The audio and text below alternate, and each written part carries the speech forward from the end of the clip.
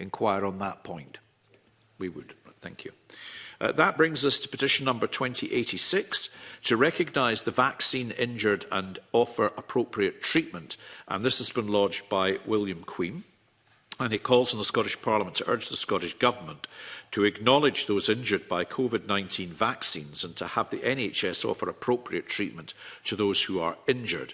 Now, the SPICE briefing explains that when presented to a GP, treatment isn't necessarily based on or connected to the cause of the illness, but on the alleviating the symptoms and, if possible, treating the underlying cause if this can be identified. It notes that injury caused by the COVID-19 vaccine is still a live area of research and that it is very difficult to find comprehensive and reliable evidence and research that details and defines COVID-19 vaccine injury. But it's an issue I know of with which I have constituents who are also concerned. The Scottish Government's response to the petition acknowledges that on rare occasions COVID-19 vaccines can cause injury and that concerns over the safety of vaccines are not taken lightly by the Scottish Government. The Government's submission states that recipients of the vaccines are given as much information on the potential side effects as possible and that recipients must give informed consent before receiving a vaccination. The petitioner has provided 2 written submissions, the first of which calls for the vaccine injured to be given time and a platform to speak about their experiences and asks for the Scottish Government to meet with the vaccine injured group. And the second submission calls for more research into symptoms and illnesses resulting from vaccination, improving diagnosis and treatment for mast cell activation syndrome, specialist clinics or multidisciplinary teams and financial support for private medical care where adequate treatment cannot be provided on the NHS.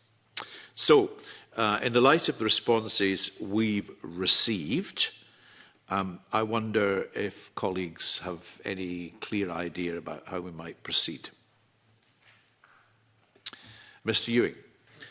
I do think we should write to the Scottish Government convener to ask how it can be confident that first, specialist diagnostic testing and specialist treatment as set out by the petitioner is available when required, and second, that healthcare providers are aware of the possible side effects of COVID-19 vaccines and apply this knowledge when considering treatment for symptoms which may have arisen as a result of this vaccination.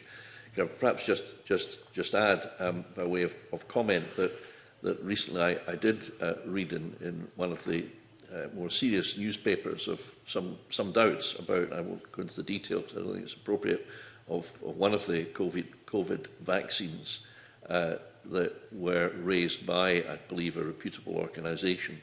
So I just wanted to mention that because, you know, it is the subject of some current controversy.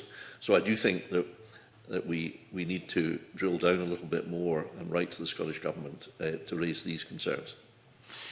Thank you, Mr Ewing. And I did hesitate slightly during my comments because I was struck, and I'll repeat it, because the submission states that the government submission states that recipients of the vaccines are given as much information on the potential side effects as possible, and the recipients must give informed consent before receiving a vaccination. Because that's exactly the phrase that was used, I recall, in relation to the use of mesh in surgical procedures. I remember vividly being told that recipients were being given as much information as possible and were giving informed consent. And the evidence of many of the women in that example was that that simply wasn't the case.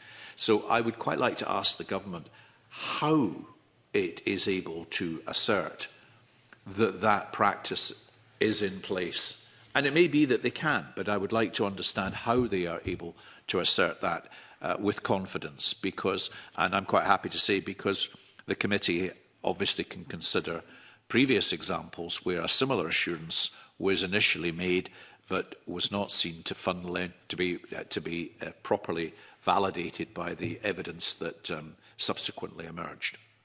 Are there any other suggestions? So, an important petition, I think, given everything that we're now looking at with the benefit of hindsight, admittedly, but obviously on an ongoing basis in some instances as well. And we'll keep the petition open and proceed with inquiries based on the suggestions that committee members have made. Are we content? We are. Thank you very much.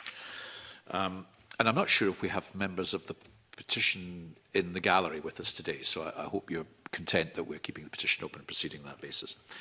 Petition number 2087 to pass a law